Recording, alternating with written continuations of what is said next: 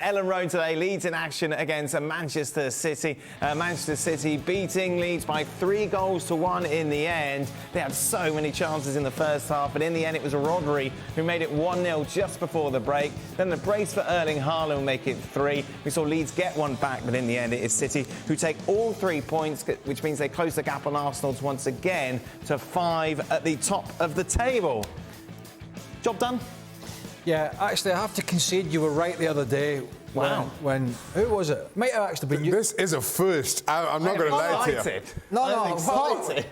We start the show with, I'm going to concede that I was wrong. No, I'm not conceding I was wrong.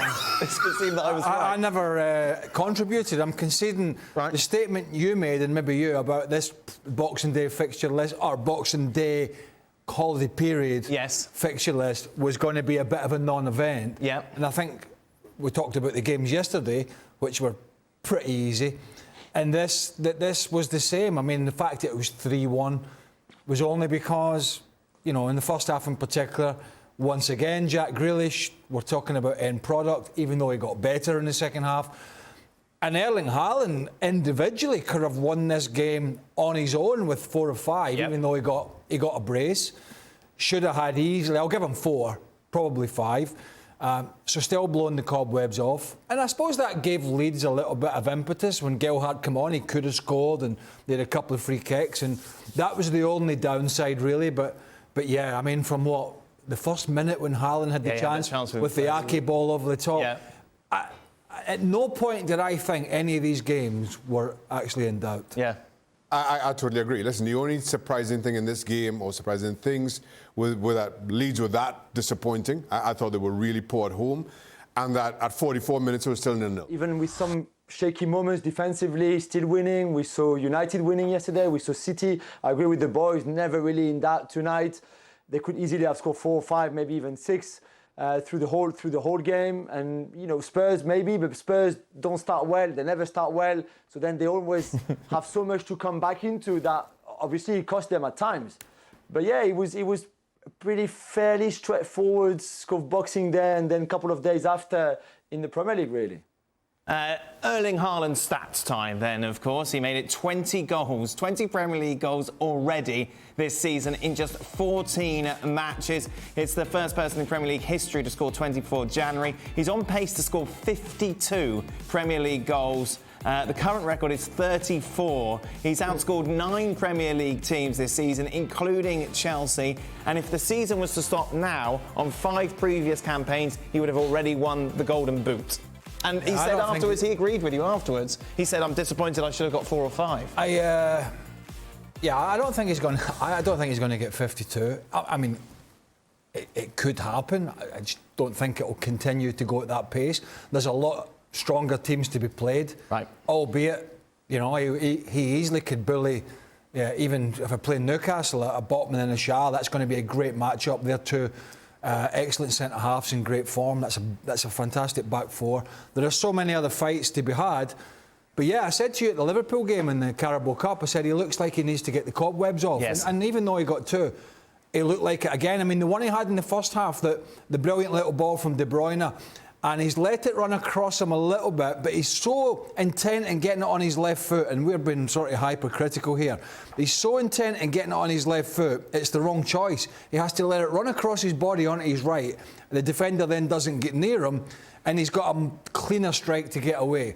And the one in the second half, when he was, again, the great ball through, when he was straight through 1-on-1 with Melee, Kenny gets it stuck under his feet. You kind of always expect to see that hit the back of the net. Yeah, he's kind of digging them out a little bit at the moment, and it's kind of like, you know, his touch isn't quite there, which seems strange to be saying for a guy who's got, I think, 3 goals in the 2 games back after the break. But he's a little bit rusty. Yeah. That's just... I mean, he's admitted that himself, as you said. Not bad, rusty. Not bad, especially given that return. Listen, the truth is, I think the only thing standing in Erling Haaland's way and getting to that 50-goal threshold is City's successes. Or injury. Surely it's got to be or injury. We don't wish that on anyone. But if City go deep in the Champions League, let's say, and Pep Guardiola decides to rotate, and we see how the games stack up, given this mid-season break, that's the only thing I think stops Erling Haaland. I don't think there's a single defence. in the league to do that. What's the percentage, Jules? 50 in the Premier League. I mean, I agree with Craig. When you look at it like that here, it looks impossible. Come on, it looks impossible. If the likes of Thierry Henry and Shearer and Salah is best and Luis Suarez are his best and Harry Kane is, I mean, if the maximum they did and they achieved was 34, and that's not even all of them, you know, how can he do 50 or more? But if you look at the 20 he scored now, I think he's 13 or 14 XG, 14 expected goals or 13 expected goals. So he's clearly scoring some goals that you don't really expect him to score from the positions that he takes them. And yet, like we said, he can still score more. He could have scored more today in the last few games. You know, this is not even like him at his best, really like 2 chances, 2 goals per game, 2 shots on targets, 2 goals per game. It's not even that. So maybe 50 is possible then. Maybe why would he slow down? Why would they slow down? Even if you play bigger teams, you will always going to play weaker side anyway. Teams like are open like Leeds or don't defend well or are not on a good day. So he will always have chances. 2, 3, 4, maybe sometimes just 1. I don't know. I mean, I agree with you. It's not possible really. But then maybe with him it's possible. Maybe everything is possible. Maybe it's a couple of things. Maybe we're saying we don't see too often teams of the ilk of Man City's ability. Now and again. Yeah, you know, it's like a perfect storm almost. Yeah, you know, we've seen some fantastic United sides, Arsenal, Liverpool, City, and then you take the bottom of the league and the mediocrity, and I'm being nice, dross. A lot of it. And what happens is now in this sort of modern era is there's always been weaker teams, as Joe said, always. But generally the weaker teams have set their stall out and went like we know what we're up against here. Right, the only way we survive in this division and give ourselves a chance is we do what we know we can, defend. Right. There are some of these teams down there, and Leeds are one, that still think they can play to an extent this open, pressing, high-tempo game that has success sometimes against some of the teams. But when you play teams like City, who can just pop it around you, 1, 2, 3, 4 passes, and before you know it, it's gone from the edge of the box to the edge of your box, then maybe the difference between the Henrys and the Shearers, Van Nistelrooy, Fowler, the list goes on, is there's a little bit more space to operate against the bottom, say, 6 or 7 teams who are saying, oh, we're not bad, we're going to play out from the back. No, that never really happened 15, 20 years ago. Teams just set their stall out when they were fighting relegation and went, all right, here we are, beat us. To that point, I don't think it's only the bottom 6 or 7 teams in the table. Probably. I think you could look as high as 9th or 10th, and City could beat, I'm not sure who's 9th or 10th, Leicester City. Right. City could beat them 5 or 6. You could quite easily see that. To Craig's point, there has not been this gulf between the top clubs. Fulham. Brentford. City could beat Fulham 6 easily. You can make that argument right now quite easily. I think Stevie always said something. He says, look, there is, the way the game is played now, there is more space on the field now than ever, right? And when you give quality players like this space, because the way the game is played, because the fullbacks hug the touchline, the wingers are wide guys push on, the centre-half split, even with the poorer teams, there is so much more space to operate now, particularly in the middle of the park, but and generally in behind defences. The teams with the likes of De Bruyne and Haaland are just cutting you open. Jack Grealish was given a start today. How would you sum up his performance? There was a cutaway of Guardiola, and at the time it was 0-0, and he was like, do you know, he knows he's a good player. We know he's a quality player.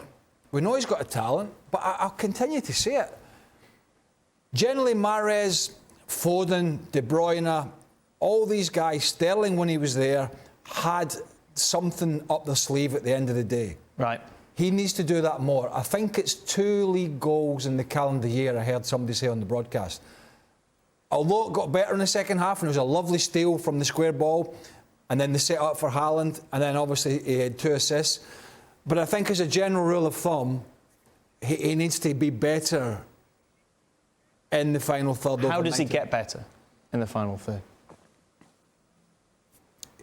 I haven't got that answer. He gets better by when that ball drops to him, instead of whipping it against a defender like he did in the first half, when it's on his right foot, he whips it around the defender and he gets it on target. He needs to look as if when that ball's in the box, he's going to make half a yard and get a shot away or play a killer pass.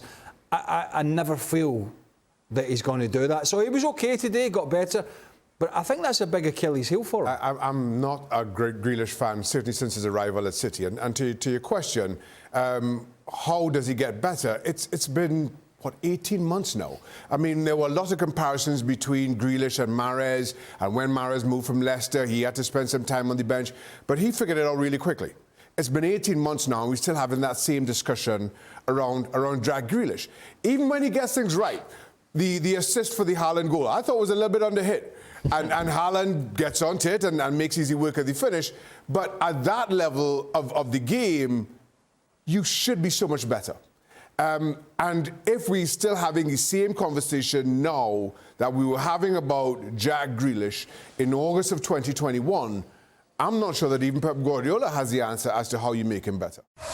Well, thank you very much for watching ESPN on YouTube. For more sports highlights and analysis, be sure to download the ESPN app. And for live streaming, premium content, and let's not forget as well, ESPN FC 7 days a week. Subscribe to ESPN Plus.